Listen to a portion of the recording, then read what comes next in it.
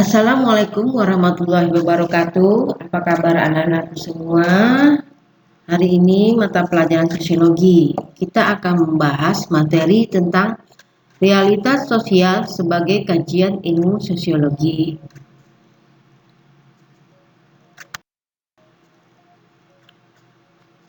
Realitas atau fenomena sosial merupakan kenyataan atau fakta yang terjadi dalam kehidupan masyarakat. Realitas terbentuk dari gejala-gejala sosial yang mengiringinya. Berarti realitas itu artinya adalah suatu kejadian-kejadian yang ada di masyarakat, yang real, yang bisa kita lihat dan bisa diterima dengan akal sehat, atau kejadian-kejadian yang terjadi di masyarakat dan dilakukan orang dalam jumlah yang banyak. Itu realitas, ya. Jadi realitas sosial terbentuk dari gejala-gejala sosial yang mengiringinya. Realitas sosial yang menjadi kajian ilmu sosiologi sebagai berikut. 1. Hubungan sosial. 2. Nilai dan norma. 3. Sosialisasi dalam pembentukan kepribadian. 4. Kelompok sosial. 5. Struktur sosial. 6. Mobilitas sosial. 7. Penyimpangan sosial. 8. Pengendalian sosial. 9. Lembaga sosial. Dan 10. Perubahan sosial.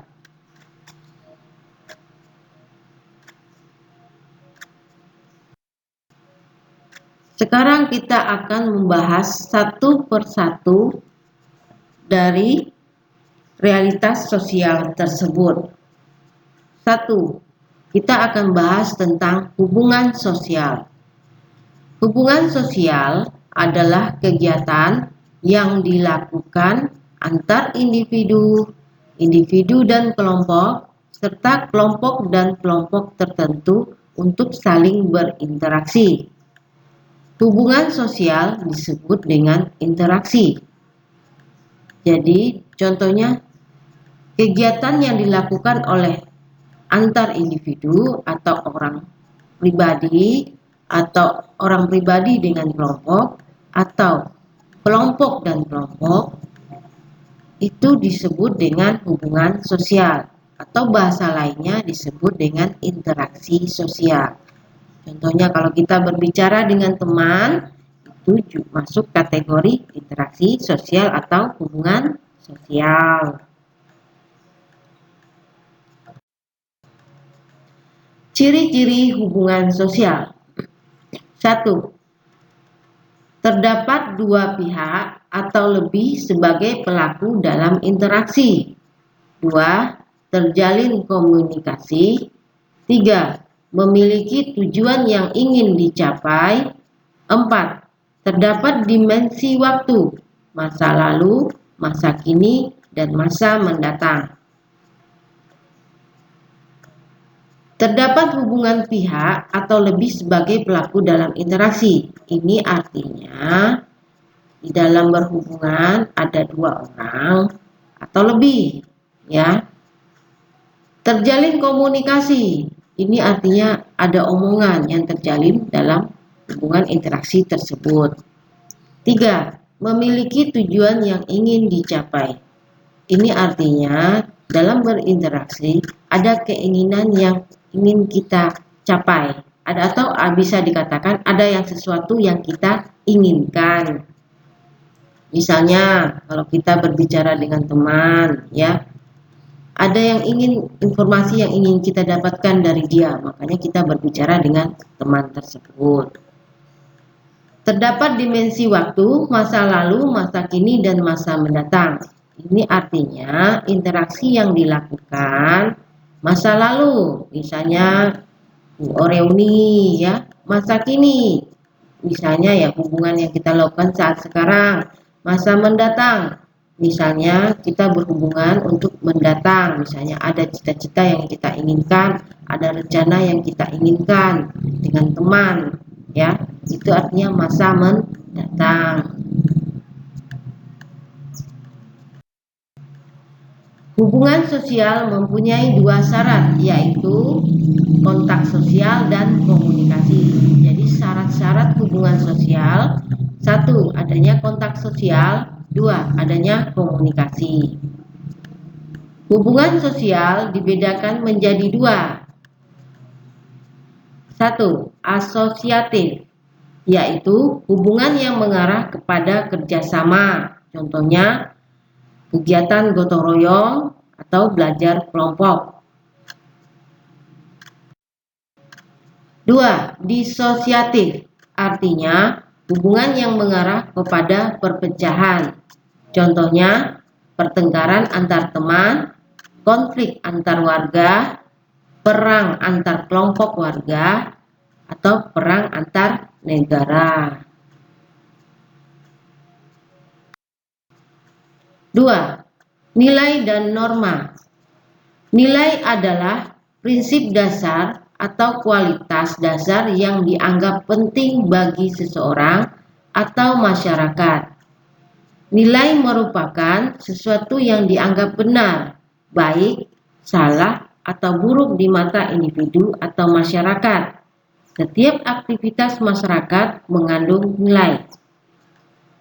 Maksud dari nilai adalah pandangan seseorang atau masyarakat tentang perilaku seseorang. Apakah perilaku tersebut dianggap benar, baik, salah, atau buruk, ya. Dan setiap aktivitas atau perilaku masyarakat mengandung nilai. Itu makna dari nilai sosial. Norma adalah aturan-aturan yang ada di dalam masyarakat. Norma dibentuk untuk mengatur dan mengendalikan perilaku masyarakat. Norma inilah yang menjaga agar pola hubungan sosial yang terjalin dapat berjalan dengan tertib. Contoh dari norma adalah misalnya kita dalam bertingkah laku dengan orang tua, dengan teman sebaya, atau dengan adik. Ada aturan-aturannya, walaupun aturan-aturan tersebut tidak diajarkan secara tulis, tapi diajarkan secara lisan, ya, dalam bentuk tingkah laku. Orang tua dengan memberikan contoh. Itu adalah norma dalam bertingkah laku di dalam keluarga. Atau norma-norma yang ada di masyarakat, misalnya saat kita bertamu ke tempat tetangga atau ke tempat teman, ada waktu-waktunya, ya. Misalnya ada jam-jamnya saat bertamu, jangan bertamu di malam hari, itu melanggar norma atau aturan. Itu maksud dari norma. Atau norma saat bertemu dengan orang yang lebih tua, bagaimana cara tegur sapanya. Atau norma saat bertemu dengan orang yang lebih muda atau dengan sebaya dengan kamu atau dengan kita, ya. Jadi ada aturan-aturannya. Nah, aturan-aturan tersebut itu disebut dengan norma. 3. Sosialisasi dalam proses pembentukan kepribadian. Sosialisasi artinya proses mempelajari atau menanamkan nilai dan norma yang berlaku dalam masyarakat. Sosialisasi dimulai dari lingkungan terkecil, yaitu keluarga.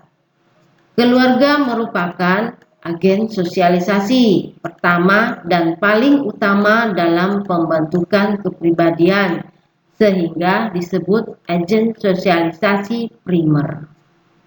Jadi, sosialisasi itu proses mempelajari atau menanamkan nilai-nilai norma yang berlaku di masyarakat. Jadi, saat orang tua mengajarkan kepada kita tentang tingkah laku, saat bersikap, tutur sapa, kemudian sopan santun, nah itu disebut dengan sosialisasi. Nah, sosialisasi itu adalah dimulai dari lingkungan terkecil, yaitu keluarga. Kemudian dilanjutkan dengan masyarakat, ya. Sosialisasi dapat diperoleh di luar rumah, yaitu lingkungan sekolah, teman sebaya, atau lingkungan masyarakat. Sosialisasi ini disebut sosialisasi sekunder. Sosialisasi berkaitan dengan faktor pembentukan kepribadian. Kepribadian merupakan gambaran perilaku individu dalam kehidupan sehari-hari.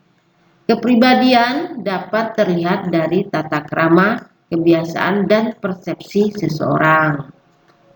Jadi, sosialisasi yang kita peroleh di luar rumah, misalnya lingkungan sekolah, teman sebaya, dan lingkungan masyarakat. Nah, sosialisasi ini disebut dengan sosialisasi sekunder. Tadi kita sudah membahas kalau sosialisasi yang diperoleh dalam lingkungan rumah tangga itu disebut dengan sosialisasi primer, sedangkan sosialisasi yang kita peroleh di lingkungan luar rumah itu disebut dengan sosialisasi sekunder. Sosialisasi ini berkaitan dengan faktor pembentukan kepribadian.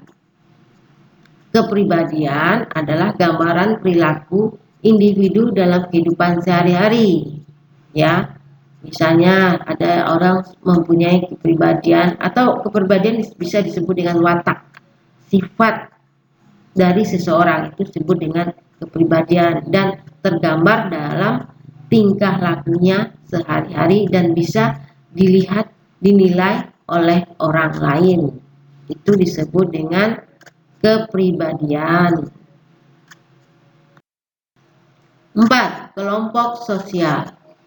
Menurut Richard T. Schaefer, kelompok atau grup adalah sejumlah manusia dengan norma, nilai, dan harapan yang sama saling berinteraksi secara teratur. Contohnya, keluarga, komunitas, dan peserta didik dalam sekolah. Hubungan sosial yang terjalin dalam masyarakat bertujuan mencukupi kebutuhan anggota masyarakat. Ciri-ciri dari kelompok sosial. 1. Terdapat kesadaran dan rasa memiliki.